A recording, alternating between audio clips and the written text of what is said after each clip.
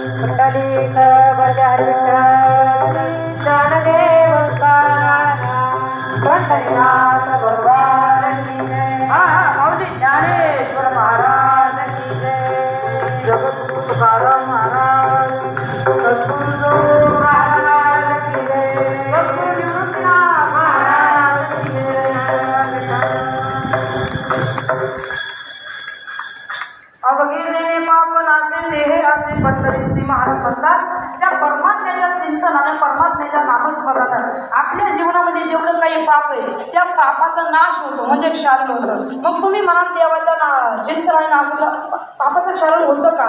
तर ऐका, माऊली हरिपाठात सांगतात, इतरत्र अनेक प्रमाण आपल्याला जागर करतात की परमात्म्याचं जर नामस्मरण केलं, देवाचं जर चिंतन केलं तर काय होतं, जीवनामध्ये किती पाप असू द्या त्या पापाचं क्षालन होतं. ऐका प्रमाणे नामस्मरण कीर्तन थांबा यांच्या पाठीला नामस्मरण कीर्तन जळतील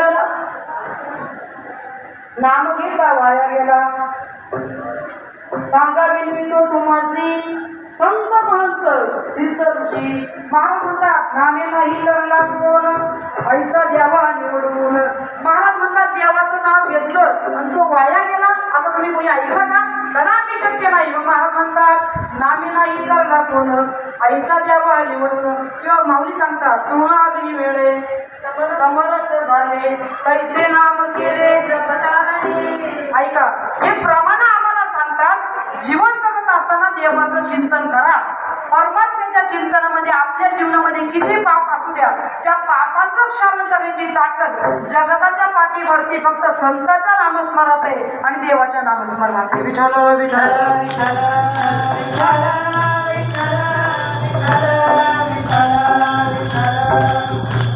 मग ऐका, देवाचं चिंतन देवाचं नामस्मरण आम्ही जरूर केलं पाहिजे, कारण आम्ही वाटच